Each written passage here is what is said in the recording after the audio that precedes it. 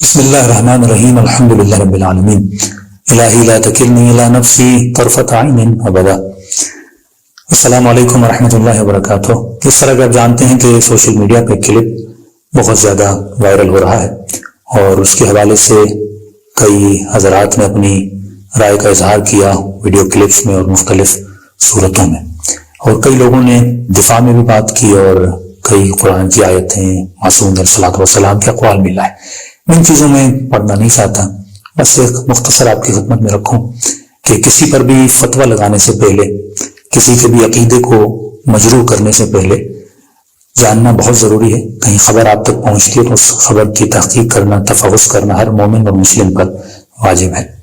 مولا علی سے پوچھا گیا کہ مولا مقصر کون ہے، تو وہاں فرماتے ہیں جو جان بوجھ کر ہماری فضیلت کو گھٹائے، جس کا قصد یہ ہو کہ ہماری شان میں گستاخی کی جائے۔ تو جس محور میں گفتگو ہو رہی تھی، الیاذ باللہ کسی کا بھی یہ قصد نہیں ہے کہ وہ مولا علی کی شان کو گھٹائے یا مولا کی فضیلت میں گستاخی کرے۔ ہاں، جانے انجانے میں اگر مثال دینے میں انسان سے کوتاہی ہو جائے یا کوئی ایسی مثال دی جائے کہ جس سے یہ شائبہ بھی جائے کہ ہم اہل بیت کی فضیلت میں گستاخی کر رہے ہیں، تو وہ مولا اپنی دربار میں اس خطا کو معاف فرما دیں گے۔ باقی ہمارا قطعاً قصد یہ نہیں تھا کہ مولا علی کی فضیلت کو گھٹایا جائے۔ جب آپ مثالیں دیتے ہیں، ایک بحث چل رہی ہوتی ہے، 1 گھنٹہ 18 منٹ کی مجلس ہے، ساؤتھ افریقہ کی مجلس سے مجمع اہل سنت کا مجمع تھا، 90% مجمع اہل سنت کا مجمع تھا۔ عدالت صحابہ، عصمت صحابہ کی بحث تھی کہ عدالت صحابہ کا عقیدہ یہ ہے کہ صحابی جو بھی کرے جنتی ہے، وہ جناب عمار کی شہادت ہے، وہ جناب حجر بن عدی ہے، مشاجرات صحابہ، فتح کا واقعہ۔ تو ہم یہ سمجھانے کی کوشش وہاں کر رہے تھے کہ ہمارا عقیدہ اہل بیت کے لیے یہ نہیں ہے کہ اہل بیت جو بھی کریں، ہم عصمت کے قائل ہیں۔ اگر وہ قسیم النار والجنت ہیں، وہ اپنے کردار کی وجہ سے، اپنے علم کی وجہ سے، اپنی عصمت کی وجہ سے، اپنی عدالت کی وجہ سے، اور شرائط امامت میں سے بھی یہی ہے کہ امام عصمت کا حامل ہوتا ہے، علم خدا کا حامل ہوتا ہے، تقوی الہی کا حامل ہوتا ہے، اور غیب سے اس کا تعلق ہوتا ہے، اور روح القدس اس کا تعلق ہوتا ہے۔ تو اس فیض میں اور اس بحر میں گفتگو ہو رہی تھی۔ پروردگار عالم ہم سب کو ہدایت دے اور سیرت اہل بیت پر چلنے کی توفیق نصیب فرمائے۔ لیکن جو زبان استعمال کی جا رہی ہے، انسان اپنی سیرت سے، اپنی کردار سے پہچانا جاتا ہے۔ مولا علی کا لشکر ہے اور مولا کو برا بلا کہا گیا اور مولا کو گالیاں دی گئیں، اور ایمان کے لشکر سے کچھ لوگوں نے رپلائی میں گالیاں دینا چاہے تو امام نے فرمایا اکرہ لکم ان تکونوا من السبابین، میں علی پسند نہیں کرتا کہ تم بھی گالیاں دو۔ تو ہم کردار سازی کے لیے آئے ہیں اور ترویج مکتب اہل بیت، جو مکتب اہل بیت کا خوبصورت چہرہ ہے، اس کو بیان کرنے کے لیے، اپنے نسلوں کو گناہوں سے بچانے کے لیے آئے ہیں۔ انشاءاللہ آج رات کی مجلس سے اس میں ایک تفصیلی گفتگو ہوگی عصمت اہل بیت کے ٹاپک پر اور عدالت صحابہ کے ٹاپک پر۔ تو انشاءاللہ جو مومنین اس مجلس کو دیکھنا چاہیں، ہمارے آفیشیل پیج سے اس مجلس کو نشر کیا جائے گا۔ اس طرح کے آپ مومنین جانتے ہیں کہ ہمارا کلپ سوشل میڈیا پہ بے حد سے زیادہ اس کو وائرل کیا جا رہا ہے، اور مسلسل مختلف لوگ اس کلپ میں اظہار رائے بھی کر رہے ہیں، اور بعض لوگوں نے تو وائس میسیجز اور ویڈیو پیغام بھی رکھے ہوئے، اور یہاں تک شرک کا فتویٰ، کفر کا فتویٰ، تقصیر کا فتویٰ اور باتیں گالم گلوچ تک بھی آ چکی ہیں۔ سب سے پہلے، کیا ہم کسی پر تقصیر کا فتویٰ لگا سکتے ہیں؟ تو یہ کسی نے امام سے پوچھا کہ مولا مقصر کون ہے، مقصر کی تعریف کیا ہے؟ معصوم نے فرمایا مقصر وہ ہے جو قصداً نیت کر کے، جس کی نیت میں ہو عامداً ہماری فضیلت کو گھٹائے یا کوئی ایسی بات کرے جس میں ہماری توہین ہو، جس کا قصد ہو۔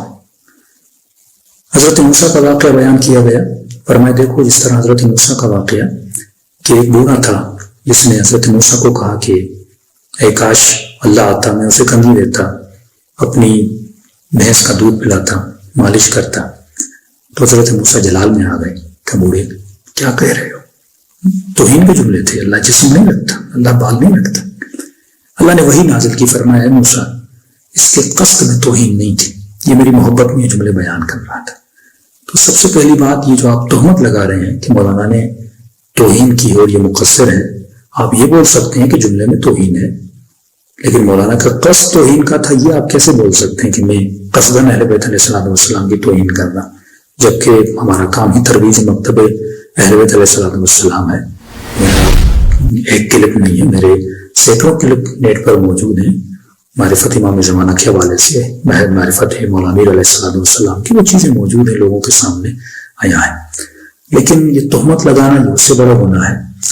کچھ نے بولا کہ مولانا آپ کو یہ جملہ ہم جانتے ہیں آپ کیا کہنا چاہ رہے تھے، آپ کا قصد نہیں تھا. میں نے کمنٹس پڑھے، لیکن مولا آپ جملہ بدل دیتے.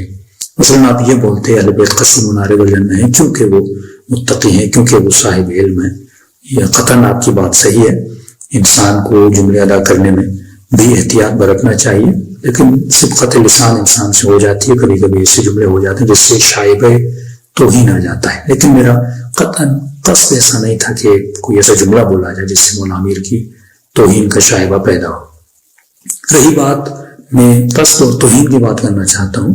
دیکھیے قرآن مجید میں ایک آیت ہے جو ہر شیعہ کو یاد ہے. آیتیں تو بہت ہیں، 16 آیتیں قرآن مجید میں جن میں خداوند متعال اپنے نبی کو الٹیمیٹم دیتا ہے. الٹیمیٹم آپ سمجھتے ہیں کہ میں وہ آیتوں کا شاید ترجمہ یہاں پڑھوں گا اور ایشو کھڑا ہو جائے گا.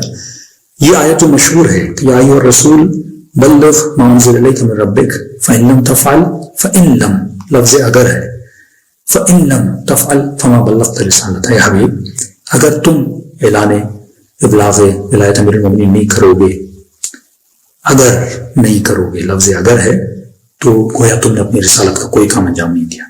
تو کیا خدا اپنے نبی کو دھمکی دے رہا ہے؟ یہ توہین رسول نہیں ہے. تو معصوم فرماتے ہیں اللہ کا قصد توہین رسول نہیں تھا. یہاں قصد یہ تھا کہ امت کو بتایا جائے کہ اس قضیے کی اہمیت کتنی ہے، مہم کتنا ہے. دوسری بات، آپ 25 سیکنڈ کا کلپ ہے، نہ ما قبل دیکھ رہے ہیں نہ ما بعد دیکھ رہے ہیں.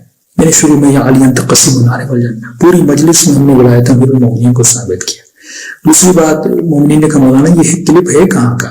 پرسوں رات کی میری مجلس ہے ساؤتھ افریقہ میں، ابھی بھی ساؤتھ افریقہ میں ہوں، جہاں شیعت کم ہے، وہابیت کا بڑا زور ہے. مجھے بتایا گیا مجمع 90% سنی ہے، اور وہاں پہ یہ بحث مجلس سے پہلے کوئی بحثیں ہو چکی ہیں کہ عدالت صحابہ اور عصمت اہل بیت علیہ السلام. عدالت صحابہ کے عقیدے کو میں بیان کر رہا تھا کہ عدالت صحابہ کا عقیدہ یہ ہے کہ صحابی جو بھی کرے، وہ شہادت جناب عمار ہو، وہ جناب حجرت میں ادے کی شہادت ہو، وہ جناب سیدہ کے فتح کا واقعہ ہو، وہ مشاجرات صحابہ آپ کو پتہ ہے عدالت صاحب، مطلب صحابی جو بھی کرے جنتی ہے. ہم بتا رہے تھے کہ ہمارا عقیدہ اہل بیت کے لیے نہیں کہ اہل بیت جو بھی کریں، ہم عصمت کے قائل ہیں.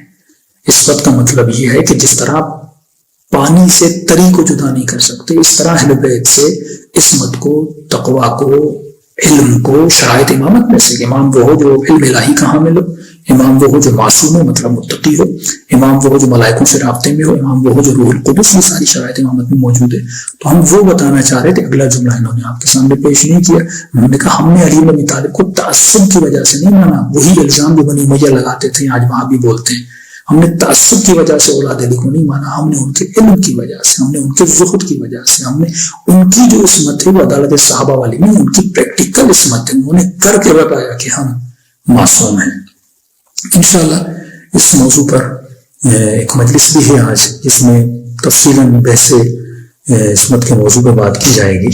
باقی زبان آپ دیکھیں کہ جو مجتہدین علماء کے خلاف استعمال کی جاتی ہے، میں صرف ایک حوالہ دے رہا ہوں کہ جنگ صفین ہے اور لشکر مخالف نے مولا امیر المومنین صلی اللہ علیہ وسلم کی شان میں گستاخی کی، گالیاں دی، اور مولا کے لشکر سے کچھ صاحب نے بھی گالیاں دینا چاہیں، کچھ نے دی بھی. تو امام نے فرمایا نہیں اکرہ لکم ان تکونوا من السبابین، میں لیے پسند نہیں کرتا کہ تم گالیاں دو.